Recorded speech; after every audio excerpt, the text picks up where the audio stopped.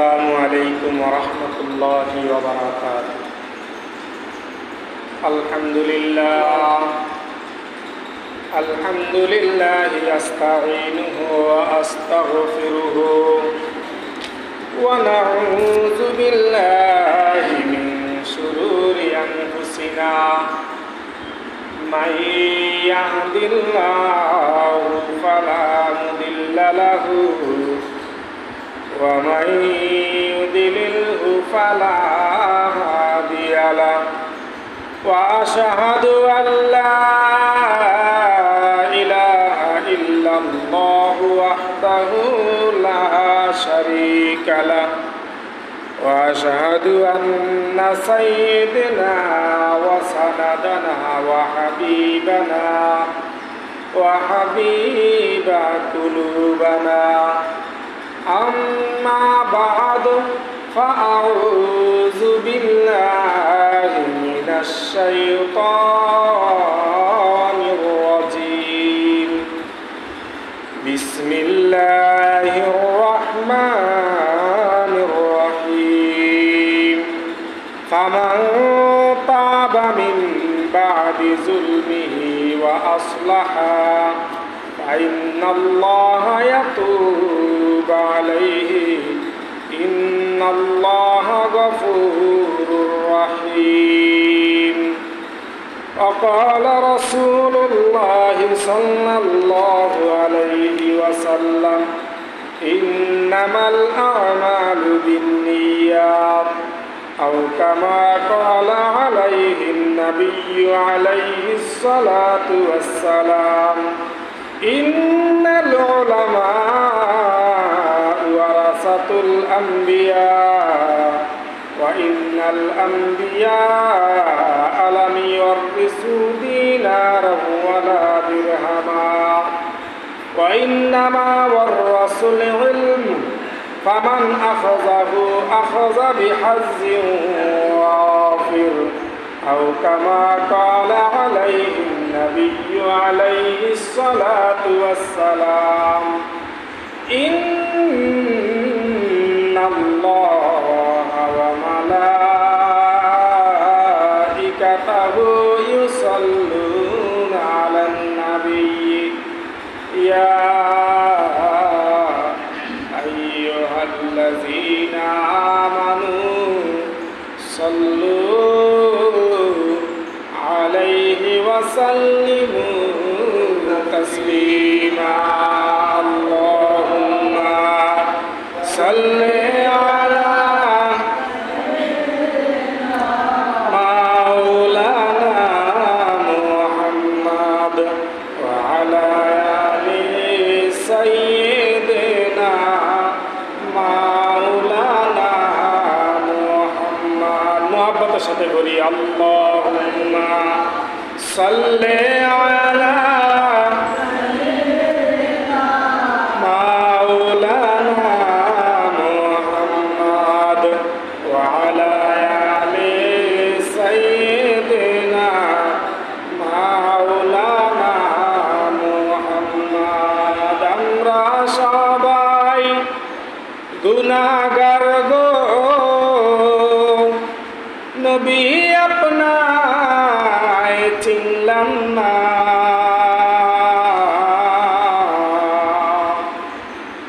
যার কারণে হাসরের দিনে আমাদেরকে ভুইলেন না আল্লাহুম্মা সাল্লি আলা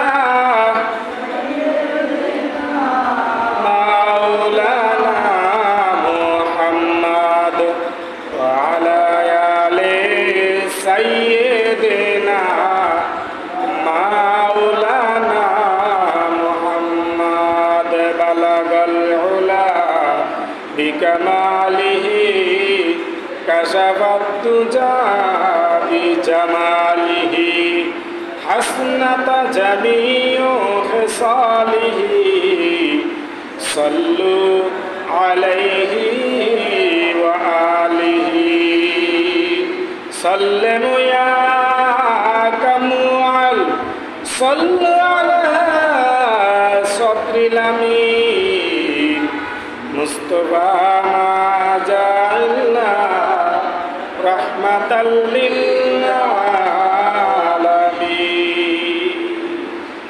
الحمد لله ثم الحمد لله সম্মানিত মুরব্বিয়ানে কারাম মুসলিম আযাম অন্তরের অন্তঃস্থলের পর্দার আড়ালের মা ও বোনেরা, সর্বপ্রথম মহান রব্বুল আলামিনের নিকট অসংখ্য অগণিত শুকরিয়া আদায় করছি যে মহান রব্বুল আলামিন পবিত্র ঈদুল আজহার শেষে প্রথম জুমায় আল্লাহ আমাদেরকে জুমার নামাজ আদায় করার জন্য তার পবিত্র স্থানে আসা এবং বসার তৌফিক দান করেছেন।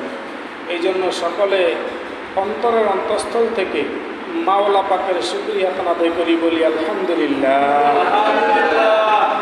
সম্মানিত উপস্থিতি, আজকে জুমার দিন, মানুষ দুনিয়ার কাজে ব্যস্ত। আজকে একটা গরিবের হজের দিন, মানুষ দুনিয়ার কাজে ব্যস্ত। কেউ বিবাহ শাদী নিয়ে ব্যস্ত, কেউ কর্মস্থল নিয়ে ব্যস্ত, কেউ ব্যবসা বাণিজ্য নিয়ে ব্যস্ত। আসলেই এই ব্যস্তর অবসান হবে যখন আজরাইল একদিন এসে জান কবজ করে নিয়ে যাবে, তখনই এটার অবসান ঘটবে। এছাড়া মানুষের এই ব্যস্ততা কখনোই কমবে না, মানুষের চাহিদারও কোনো শেষ হবে না। আল্লাহ রাব্বুল আলামিন বলেন, আল্লাকুমুত তাকাসুর হাত্তা যুরতুমুল মাকাবির। আল্লাহ রাব্বুল আলামিন বলেন, এই দুনিয়ার জগতের সমস্ত মানুষগুলোর চাহিদা কখনোই পূরণ হওয়ার নয়, কখনোই পূরণ করা যাবে না। এক একজন মানুষের এক এক চাহিদা, চাহিদার কোনো শেষ নাই। কেউ যদি 10 কোটি টাকার মালিক হয়ে থাকে, ওই লোকটাও মনে মনে চায় আমি আরো কিছু টাকার মালিক হই। কেউ যদি 10 কাঠা জমিনের মালিক হয়ে থাকে, তাহলে সে আবার চিন্তা করে কখন আবার কিছু জমি কিনা যায়। কেউ যদি একটা প্লটের মালিক হয়ে থাকে, সে আবার চিন্তা করে আরেকটা প্লট কিভাবে কিনা যায়। ও ভাইরা আমার, এই দুনিয়ার জমিনে মানুষ এমনই একটা পর্যায়ে গিয়ে পৌঁছাইছে যে কার উপরে কে উঠবে, কার উপরে কে টাকা অর্জন করবে, এইটা নিয়ে চিন্তা চেতনা। যদি দুনিয়ার জমিনের মানুষগুলোর এরকম চিন্তা চেতনা থাকতো, হায় এই দুনিয়া ছেড়ে চলে যেতে হবে একদিন, এমন এক জায়গায় যেতে হবে যেই জায়গা থেকে আর ফেরা সম্ভব না। দুনিয়ার জমিনের যত যা কিছু রয়েছে, টাকা পয়সা, ব্যাংক ব্যালেন্স, জায়গা জমি ইত্যাদি যা কিছুই রয়েছে, সব কিছু এই দুনিয়ার জমিনে থেকে থাকবে। শুধু একমাত্র আমি চলে যাব, এই বিষয়টা যদি মানুষের অন্তরে থাকতো, তাহলে কখনোই এই দুনিয়ার নিয়ে ব্যস্ততা থাকতো না। আল্লাহ রাব্বুল আলামিন পরের আয়াতের ভিতরে বলেন, হাত্তা যুরতুমুল মাকাবির। মানুষের চাহিদা একমাত্র পূরণ করবে কবরের মাটি, একমাত্র কবরের মাটি ছাড়া মানুষের চাহিদা পূরণ হওয়ার নয়। ও ভাইরা আমার, আজকে একটা জুমার দিন, আজকে একটা গরিবের হজের দিন। মানুষ কিভাবে পারে এখনো অযথা সময় ব্যয় করতে? মানুষ কিভাবে পারে এখনো অযথা সময় ব্যয় করে বাসায় বসে থাকতে? এখনো এরকম বহুত লোক আছে জুমার নামাজ পড়বে কিন্তু গোসল এখনো করে নাই। এমন মানুষও আছে জুমার নামাজ পড়ার জন্য রওনা হয়েছে, পথে বন্ধুর সাথে দেখা, বন্ধুর সাথে কথায় মেতে উঠেছে। আবার এমন মানুষও রয়েছে জুমার জন্য রওনা করেছে, হঠাৎ করে বেয়াই ফোন দিয়েছে, ওই বেয়াই ফোনের কথার মাধ্যমে সে আটকা আছে। ও ভাইরা আমার, এক একটা মানুষকে আল্লাহ তাআলা এক একটা পর্যায়ে রেখেছে। যদি মানুষ বুঝতো যে হায় রে, আজকে একটা জুমার দিন, দুনিয়ার সকল কাজ আমি আজকে ফেলে দিয়ে একমাত্র আল্লাহর সন্তুষ্টি অর্জনের লক্ষ্যে আমি মসজিদের দিকে চলে যাব, আর কিছু নেকি অর্জন করব, যেন পরকালের নাজাত হতে পারে।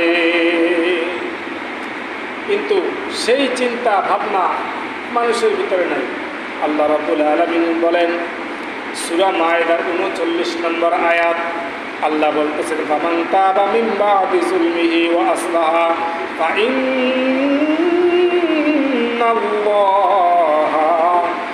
আতুবু আলাইহি ইন্নাল্লাহা গফুরুর রাহিম।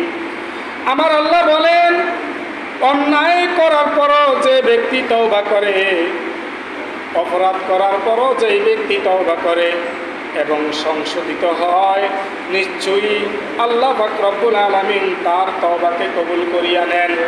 কারণ ওই ব্যক্তি যদি চিন্তা করে যে আমি আর কখনোই এই কাজ করব না, যদি তওবা করে আল্লাহ তাআলা অবশ্যই মানুষকে মাফ করে দিবেন। ও ভাইরা আমার, আজকে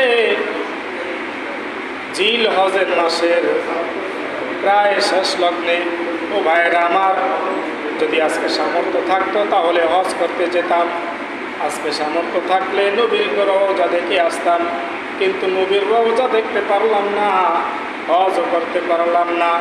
তাই আমাদের কাজ হইল একমাত্র আমল করা, তওবা করা, যেন আমরা গুনার দিকে ফিরে না যাই, অন্যায়ের দিকে ফিরে না যাই, অন্যায়ের দিকে যেন আমরা মোতাবজ্জ না হই। ও ভাইরা আমার, আজকে জুমার দিন, এই দিনটা যে এত মূল্যবান, এত বড় মূল্যবান, যদি মানুষ জানত তাহলে এই জুমার দিন লটারির মাধ্যমে কে আগে আসতো এই চিন্তা চেতনা মাথায় থাকতো, কিন্তু মানুষের ওই চিন্তা চেতনা নাই। আল্লাহ রাব্বুল আলামিন বলেন, তোমরা দুনিয়ার জমিনে যা কিছু করো না কেন, আমি কিন্তু সব কিছুই দেখি, আমি সব কিছুই জানি, আমি সব কিছু শুননেওয়ালা, আমি সব কিছু দেখনেওয়ালা। ও ভাইরা আমার, এই দুনিয়ার জগৎ থেকে কোথায় গিয়ে পালাবেন? এই দুনিয়ার জগৎ থেকে কোথায় গিয়ে দাঁড়াবেন? বলে সবখানি আল্লাহ রয়েছে। এই পৃথিবীর প্রতিটা জমিনে জমিনে, প্রতিটা কোনায় কোনায় আল্লাহ রাব্বুল আলামিনের হুকুম বিরাজমান। তাই আমাদের পলায়ন করার আর কোনো রাস্তা নাই। এই জন্য ভাইরা আমার, ঈদ আমাদের থেকে বিদায় হয়ে গেছে। এখন আমাদের করণীয় কি? আমাদের বর্জনীয় কি? আমাদের করণীয় হলো, যারা কোরবানি করেছি, আল্লাহর রাহে কোরবানি করেছি, আমরা তারা সকলে আল্লাহ তাআলার কাছে তওবা করি, ইস্তেগফার করি যে মালিক, জীবনে যত অন্যায় করেছি, যত ভুল করেছি, যত অপরাধ করেছি, মালিক তুমি মাফ করে দাও। আর দ্বিতীয় নম্বর হইল, বর্জনীয় হইল, একমাত্র আমাদের কাজ হইল গুনাহকে ছেড়ে দেওয়া, গুনার দিকে ধাবিত না হওয়া, গুনার কাছেও না যাওয়া, চোখকে হেফাজত করা, কানকে হেফাজত করা, আমার জিহ্বাকে হেফাজত করা, আমার জবানকে হেফাজত করা। ও ভাইরা আমার, যেহেতু কোরবানি আল্লাহর রাহে করেছি, ইব্রাহিমি কোরবানি যেন আমার কবুল হয়, সেই জন্য আমিও এইভাবেই চলতে হবে। আমি একটা কোরবানি করেছি, এইটা মনে মনে রেখে আমি সকল পাপ থেকে হেফাজত থাকতে হবে। কোনো গুনার কাছেও যেতে পারবো না, যেতে যাওয়া যাবে না। ও ভাইরা আমার, আর যারা কোরবানি করার সুযোগ পাই নাই, কোরবানি করার তৌফিক আল্লাহ দেয় নাই, ভাইরা আমার, আপনারা একটাই কাজ করবেন, বেশি বেশি করে আল্লাহ তাআলার কাছে ইস্তেগফার করবেন, আর একটা দোয়া বেশি বেশি করে পড়বেন, হাসবুনাল্লাহু ওয়া নি'মাল ওয়াকিল, নি'মাল মাওলা ওয়া নি'মান নাসির। এই দোয়াটা বেশি বেশি করে পড়বেন। আমার সাথে সাথে আপনারা বলেন, হাসবুনাল্লাহ ওয়া নি'মাল ওয়াকিল, নি'মাল মাওলা ওয়া নি'মান নাসির। আমরা আরেকবার বলি, হাসবুনাল্লাহ ওয়া নি'মাল ওয়াকিল, নি'মাল মাওলা ওয়া নি'মান নাসির। ভাইরা আমার, এই দোয়াটা বেশি বেশি করে পড়বেন। এই দোয়াটা পড়লে ফজিলত কি? রাসূল আকরাম সাল্লাল্লাহু আলাইহি ওয়াসাল্লাম বলেন, যদি তোমার কোনো করজ থাকে, তোমার কোনো বিপদ আপদ থাকে, তুমি যদি কোনো পেরেশানিতে থাকো, ছেলে কথা শুনতেছে না, স্ত্রী কথা শুনতেছে না, পাড়া প্রতিবেশী কথা শুনতেছে না, বলে যে এই দোয়াটা সকাল বিকাল 100 বার পড়ো, দেখবা তোমার সকল প্রকার দেনাগুলা পরিশোধ হয়ে যাবে। বলে যে মনের ভিতরে যত রকমের পেরেশানি আছে, চিন্তা আছে, আল্লাহ তাআলা এই দোয়ার উসিলা করে সকল প্রকার চিন্তাকে দূর করে দিবে। ভাইয়েরা আমার, এই আমলটা আমরা সকাল বিকাল বেশি বেশি করে করার চেষ্টা করব। দোয়াটি হলো হাসবুনাল্লাহু ওয়া নি'মাল ওয়াকিল, নি'মাল মাওলা ওয়া নি'মান নাসির। এই দোয়াটা আমি আমার তাসবির মধ্যে রেখে দেই, সার্বক্ষণিক করার চেষ্টা করবে। ফজরের নামাজের পর 100 বার পড়ব এবং এশারের নামাজের পর 100 বার পড়ব। দেখবেন একদিন না একদিন আপনার সকল প্রকার করজ দূর হয়ে যাবে। আপনি মামলা মোকদ্দমায় ভুগতেছেন, এই দোয়াটা বেশি বেশি করে পড়েন, আল্লাহ তাআলা নিশ্চয়ই মামলা মোকদ্দমা থেকে খারেজ করবে। আপনি বিভিন্ন রকমের সমস্যা আছেন, সমস্যা সমাধান হয়ে যাবে। বলে যে মেয়ে বড় হয়ে গেছে, বিবাহ দিতে পারতেছেন না, দিনদার মুত্তাকি তাকওয়ালা পরেজগার পাত্র পান না, এই দোয়াটা বেশি বেশি করে পড়েন, আল্লাহ অবশ্যই আপনাকে দিনদার পাত্রর খোঁজ দিয়ে দিবেন। বলে যে ছেলে বিবাহ করাইতে পারতেছেন না, বলে যে বেশি বেশি করে এই দোয়াটা পড়েন, ছেলেকেও আল্লাহ তাআলা দিনদার একটা মেয়ের সাথে মিলিয়ে দিবে। ও ভাইয়ের আমার, বিশ্বাস থাকতে হবে, ঈমান থাকতে হবে এবং তাকদীরের উপরে ভরসা রাখতে হবে। তাই বেশি বেশি করে এই দোয়াটা আমরা করব। আমরা আরেকবার বলি, হাসবুনাল্লাহ ওয়া নি'মাল ওয়াকিল, নি'মাল মাওলা ওয়া নি'মান নাসির। আমরা পড়ব তো ইনশাআল্লাহ। আল্লাহ আমাদেরকে পড়ার তৌফিক দান করেন। আপনি ভাইরা আমার, আল্লাহ আমাদেরকে দুনিয়াতে পাঠাইছেন,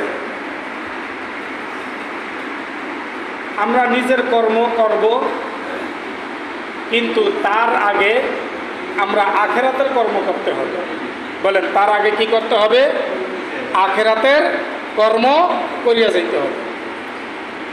আমরা সবাই এখানে যদি একটা কাগজ আমি লিখিতে আনি যে আমরা সবাই মৃত্যুবরণ করব এবং কে কে বিশ্বাস করে, এই বিশ্বাসের উপর নির্ভর করি আমি যদি আপনাদেরকে বলি যে সবাই যারা যারা বিশ্বাস করেন সবাই একটা সিগনেচার দেন, আচ্ছা সবাই কি সিগনেচার দেওয়ার জন্য প্রস্তুত হবেন, নাকি বলবে যে না আমি বিশ্বাস করি না, মরবো না, আমি সিগনেচার দেবো না? এরকম কি এখানে আছে? সবাই সিগনেচার দিব যে হ্যাঁ না, মৃত্যু অবধারিত। এটা বিশ্বাসের উপরে কি করবে বলে? সিগনেচার দেবে। এই জন্য আমরা এই দুনিয়ার জগতে গুরুত্বপূর্ণ যে সময়গুলো রয়েছে, এই সময়গুলোর ভিতরে যদি আমরা আমল করতে পারি তাহলে আপনাকে 10 জনে সম্মান করবে, আপনাকে আপনার স্ত্রী সম্মান করবে যদি আমল করে। দেখবেন মানুষ কিন্তু জান্নাতে যাবে, প্রতিটা উম্মতের জন্যই জান্নাত রেখেছে, কিন্তু কিছু সংখ্যক মানুষ জান্নাতে যেতে পারবে না। তারা দীর্ঘ সময় পর্যন্ত জাহান্নামের শাস্তি ভোগ করবে, তারপরে শেষ পর্যায়ে আল্লাহ তাআলা দয়া হয়ে মায়া হয়ে তাকে জান্নাত দিবে। তবে শাস্তিগুলো কীরকম? আমরা যে দুনিয়ার জমিনে যত যাই আমরা মারধরি করি না কেন, আমার ডায়েরির খাতা আপনি উল্টে দেখেন যে জীবনে কয় ওয়াক্ত নামাজ কাজা করেছেন, কয় ওয়াক্ত নামাজ কাজা করেছেন।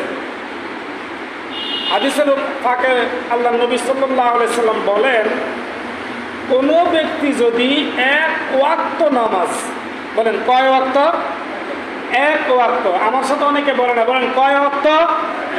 1 ওয়াক্ত নামাজ যদি কেউ না পড়ে, কাজা করিয়া ফেলাইছে, পড়ে নাই, টোটালি পড়ে নাই, তাহলে 80 হুকবা জাহান্নামের আগুনে সে গ্রেপ্তার হবে, নাউজুবিল্লাহ। এবং 80 হুকবার পরিমাণ কেমন? যে 1 হুকবার পরিমাণ হলো 2,88,00,000 বছর। বলেন কয় কোটি?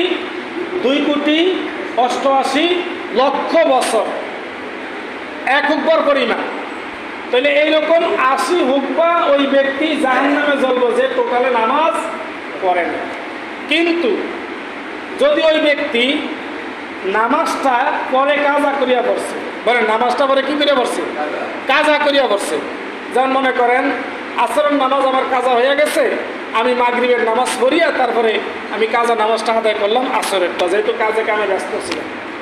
তাইলে ওই যে কাজা করিয়া পড়ার কারণে আসরের নামাজটা কিতাবের ভিতরে লেখে আল্লাহ তাআলা দয়া করিয়া মায়া করিয়া আপনাকে ৭৯ হুব্বা মাফ করিয়া দিবে।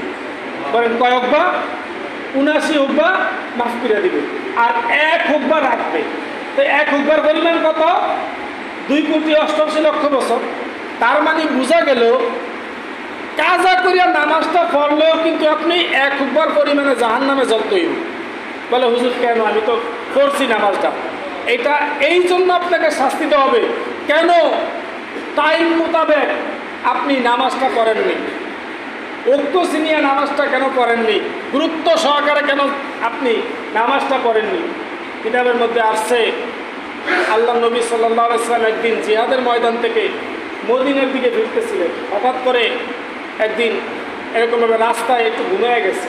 কী হয়ে গেছে বলেন? ঘুমিয়ে গেছে। আলী রাদিয়াল্লাহু তাআলা আনহুর সাথে ছিলেন। আলী রাদিয়াল্লাহু তাআলা আনহু রানের উপরে আল্লাহ রসুল মাথা মোবারক দিয়ে একটু ঘুমাইছে।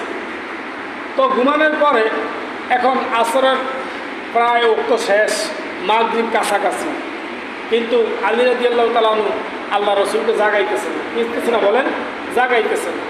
তো অনেকক্ষণ পরে দেখতেছে না, নবীও উঠতেছে না, জাগাইলে বেয়াদবি হবে। তাই আলী রাদিয়াল্লাহু তাআলা আনহু ওই নামাজটা ছুটে যাচ্ছে বিদায় মনে মনে কাঁদতেছে। মনে মনে কি করতেছে বলেন?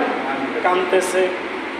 কান্না করতে করতে চোখ ভরা পানি পড়ে গেল, আর ওই পানির এক ফোঁটা পানি রাসূল আকরাম সাল্লাল্লাহু আলাইহি ওয়াসাল্লামের গাল মোবারকে পড়ল। আল্লাহর রাসূল সাল্লাল্লাহু আলাইহি ওয়াসাল্লাম এই গরম পানির ফোঁটার পেয়ে সাথে সাথে ঘুম থেকে উঠে গেলেন। উঠে গিয়ে বলতেছে, আলী তুমি কাঁদছো কেন? আলী রাদিয়াল্লাহু তাআলা আনহু বলে, ইয়া রাসূলুল্লাহ, ইয়া হাবিবাল্লাহ, আমরা তো আসরের নামাজ পড়ি নাই, নামাজ কিন্তু কাজা হয়ে গেছে। নামাজ কি হয়ে গেছে বলেন? কাজা হয়ে গেছে। সূর্য ডুবে গেছে, পশ্চিম চলে গেছে। এখন আমি এই জন্য কাঁদতেছি, হায় রে নামাজটা করতে পারলাম না। বলে তুমি, আমিও তো পড়ি নাই, তাহলে আমার চিন্তা তুমি করো নাই? তখন আলী রাদিয়াল্লাহু তাআলা বলেন, ইয়া রাসূলুল্লাহ, ইয়া হাবিবাল্লাহ, আপনার ব্যাপারে আমি কিছুই বলবো না, কারণ আল্লাহ পাক রব্বুল আলামিন আপনার আগে পিছের সকল গুনাহগুলোকে মাফ করে দিয়েছেন। অতএব আল্লাহ হয়তো আপনাকে ওহীর মাধ্যমে যেই কোনো একটা বস্তু জানাইতে পারে, তাই আমি আপনার চিন্তা করি না, আমার চিন্তা করি। ইয়া রাসূলুল্লাহ, আমি হাসরের ময়দানে কি জবাব দিব? তখন আল্লাহ রাসূল সাল্লাল্লাহু আলাইহি ওয়াসাল্লাম বললেন, আলী তুমি কেঁদো না, আমি এখনই মুজিজা দেখাইতে আছি, দেখো একটু, আমরা অবশ্যই আগের টাইমে নামাজ পড়ব। তখন আল্লাহ রাসূল সাল্লাল্লাহু আলাইহি ওয়াসাল্লাম আল্লাহ তাআলার দরবারে প্রার্থনা করলেন, ও মালিক, আপনার হুকুমে সূর্য চলে, তাই আপনি ওই সূর্যকে হুকুম করেন আসরের সময় ওই সূর্যটা যেই জায়গায় ছিল ওই জায়গায় যেন আবার উদিত হয়। এই কথা বলার সাথে সাথে আল্লাহ পাক রব্বুল আলামিন সূর্যকে ডাক দিয়ে বলেন, ও সূর্য, যাও তুমি আসরের সময় যেই জায়গায় থাকার কথা ওই জায়গায় চলে যাও। সাথে সাথে সূর্য আগের জায়গায় চলে আসলো। তাই আল্লাহ রাসূল সাল্লাল্লাহু আলাইহি ওয়াসাল্লাম দুইজনে মিলে আসরের নামাজটা আদায় করলেন। সম্মানিত ভাইরা আমার, এটা ছিল রসুলের জমানা, কিন্তু ওই জমানার আমাদের মধ্যে আসবে। আমাদের কথায় সূর্য উঠবে, চন্দ্র দ্বিখণ্ডিত হবে? হবে না। তাই ভাইরা আমার, আমরা বেশি বেশি করে আমল করব। এক ওয়াক্ত নামাজ যেন আমার মাধ্যমে না ছোটে, আমি এই চিন্তা মাথায় রাখব। যদি নামাজ না পড়েন, আপনি দুনিয়ার জগতে যতই টাকা পয়সা ওলা হন না কেন, আপনি যতই মানুষকে দান সদকা করেন না কেন, মনে করছে যে আমি এখানে এতিম মানুষদেরকে একটা গরু পেটটা খাওয়াই দিলে আল্লাহ আমার মাফ করবো না। ভাই, দানের বিষয়টা আলাদা, আর আপনার নামাজের বিষয়টা হইলে কি বলেন আলাদা। দান করছেন, এর সব অবশ্যই আল্লাহ আপনাকে দিবে। এগুলো হলে কি আপনার বাড়তি আমল, কিন্তু যেইটা আপনার ফরজে আইন করতেই হবে, এটা যদি আপনি না করেন তাহলে এর জন্য আপনাকে জবাবদিহিতা করতেই হবে। তাই ভাইয়েরা আমার, একটু আজকে জুমার বয়ান থেকে বাড়িতে গিয়ে একটু চিন্তা করবেন যে আমি আমার জীবনে কয় ওয়াক্ত নামাজ কাজা করছি, আর এই কাজা নামাজগুলো আমি কিভাবে পড়ব। ভুল তো করেই ফেলেছি, সেজন্যই তো আল্লাহ তাআলা বলতেছে ফামান তাবা মিন বাদি যুলমিহি, আপনি যদি অন্যায় করিও থাকেন আল্লাহ অবশ্যই আপনাকে মাফ করে দিবে। লা তাকনাতু মির রাহমাতিল্লাহ, কারণ আল্লাহ তাআলার রহমত থেকে নৈরাশ হয়েন না। আল্লাহ তাআলার রহমত থেকে নৈরাশ হয়েও না। তোমার গুনাহ যদি আসমানের তারকার পরিমাণও যদি হয়ে থাকে, আল্লাহ তাআলার কাছে তওবা করো, আল্লাহ তাআলা সাথে সাথে মাফ করে দিবেন। এই জন্য যদি নামাজ যদি জীবনে কাজা হয়ে থাকে তাহলে তওবা করেন, ইস্তেগফার করেন যে আল্লাহ জীবনে নামাজ কি করব না, বলেন কাজা করব না। 5 ওয়াক্ত নামাজ তাকবীরুল্লাহর সাথে যথাসময়ে সময়ের প্রতি গুরুত্ব রেখে, সময়ের প্রতি লক্ষ্য রেখে এরকমভাবে জামাতের সাথে আদায় করার তৌফিক আল্লাহ দান করুন, সকলে বলি আমি। বলে যে কোনো ব্যক্তি যদি জামাতের সাথে তাকবীরুল্লাহর সাথে, বলেন কিসের সাথে, তাকবীরুল্লাহর সাথে, তাকবীরুল্লাহ কারে করে? ইমাম সাহেব আল্লাহু আকবার কইছে, সাথে সাথে আপনিও আল্লাহু আকবার কইছেন, এটা কি বলা হয়, কি বলেন, তাকবীরুল্লাহ। এখন ইমাম সাহেব আল্লাহু আকবার কইছে, আলহামদুলিল্লাহ শুরু করছে, তাইলে আপনি আয়া ওই সময় আল্লাহু আকবার কইছেন, এখন তো তাকবীরুল্লাহ খান নাই। বুঝে আসছে ইনশাআল্লাহ? ইমাম সাহেব আল্লাহু আকবার কইছে, আপনিও সাথে সাথে কি কইছেন, বলেন আল্লাহু আকবার কইছেন, এটা কি বলা হয়, তাকবীরে উলা। কোনো ব্যক্তি যদি তাকবীরে উলার সাথে ইমামের পিছনে 40 দিন যাবত যদি জামাতের সাথে নামাজ পড়ে, আল্লাহ রাসূল সাল্লাল্লাহু আলাইহি সাল্লাম বলতেছেন তার আমল নামে আমি 2টা পরোয়ানা জারি করলাম। 1 নম্বর পরোয়ানা হলো মুনাফিকের দপ্তর থেকে আল্লাহ তাআলা ওই ব্যক্তির নামটাকে কেটে দেন। আর 2 নম্বর পরোয়ানা হলো আল্লাহ পাক রব্বুল আলামিন ওই ব্যক্তিকে এরকমভাবে রাসূল সাল্লাল্লাহু আলাইহি সাল্লাম ওই ব্যক্তির জান্নাতে না যাওয়া পর্যন্ত আল্লাহ তাআলার কাছে সুপারিশ করতেই থাকবেন, করতেই থাকবেন। মুফাসসিরিনে কেরাম বলেন তাহলে ওই ব্যক্তির জন্য জান্নাত ওয়াজিব হয়ে গেল। জান্নাত কি হয়ে গেল, বলেন ওয়াজিব হয়ে গেল। এই জন্য ভাইরা আমার, এই জান্নাত ওয়াজিব হওয়ার জন্য আমরা 40 দিন যাবত এরকমভাবে তাকবীরুল্লাহর সাথে 5 ওয়াক্ত নামাজ আদায় যদি করতে পারি তাহলে আল্লাহ তাআলা 2টা পরোয়ানা আমাকে দান করবে। আবার পাশাপাশি আরেকটা আমল আছে। রাসূল সাল্লাল্লাহু আলাইহি ওয়াসাল্লাম বলেন কোনো ব্যক্তি যদি বিনা পারিশ্রমিকে 40 জন ব্যক্তির যদি কবর করে, বলেন 40 জন ব্যক্তির কবর করে বিনা পারিশ্রমিকে, বলেন কি পারিশ্রমিকে, বিনা পারিশ্রমিকে, তাহলে আল্লাহ তাআলাও তাকে জান্নাত ওয়াজিব করে দিবেন। সুবহানাল্লাহ। তাহলে এরকম লোক বর্তমানে খুব কমই পাওয়া যায়। আমাদের এই মসজিদে আমাদের যে মৌলভী আব্দুর রহিম সাহেব রহমতুল্লাহি আলাইহি হযরত আল্লাহর কুতুব এখানে শুয়ে রয়েছে, বিনা পারিশ্রমিকে এখানে কি করছে, বলেন খেদমত করছে। আল্লাহ তাআলা অবশ্যই তাকে জান্নাতের উচ্চ মাকাম দান করবেন, বলেন আমিন। তাইলে এইরকম বর্তমানে পাওয়া যায় না। দিনী কাজগুলো, দিনী আঞ্জামগুলো বর্তমানে পয়সা ছাড়া হয় না। কে করবে এরকমভাবে বিনা পারিশ্রমিকে করার মতো লোক নাই, তাহলে কারে দিয়ে করাইবে, তাই টাকা দিয়ে করাইতেছে। এই জন্য 40 জন মানুষের যদি কবর সে যদি বিনা পারিশ্রমিকে করে, এখন তো বর্তমানে মৃত ব্যক্তির কবর করার পরে এরপরে আমরা চিন্তা করি তাকে আগে বিদায় করে দিব। হ্যাঁ, সে পারিশ্রমিক করছে তাকে বিদায় করে দেওয়া। যে ব্যক্তি গোসল করাইছে ওই ব্যক্তিকে কী করে, আগে বিদায় করে দেওয়া তার পারিশ্রমিক দিয়ে। কিন্তু সে যদি বলে না আলহামদুলিল্লাহ আমি নেব না, তাহলে সে অনেক সওয়াবের অংশীদার হবে। কিতাবের মধ্যে আসছে কোনো ব্যক্তি যদি মুসলমানের উপরে 6টা হক আছে, বলেন কয়টা হক আছে, 6টা হক আছে। তার মধ্যে একটা হলো যদি কেউ যদি মারা যায় তাহলে তার জানাজায় শরীক হওয়া। তার জানাজায় কি হওয়া, বলেন শরীক হওয়া। এবং জানাজায় শরীক হইলে তার লাভটা হইব কি, বলে যে জানাজায় যদি কোনো ব্যক্তি শরীক হয় তাহলে জানাজা পড়ার কারণে আল্লাহ তাআলা তাকে উহুদ পাহাড় পরিমাণ নেকি তার আমলনামায় লিখে দিবে।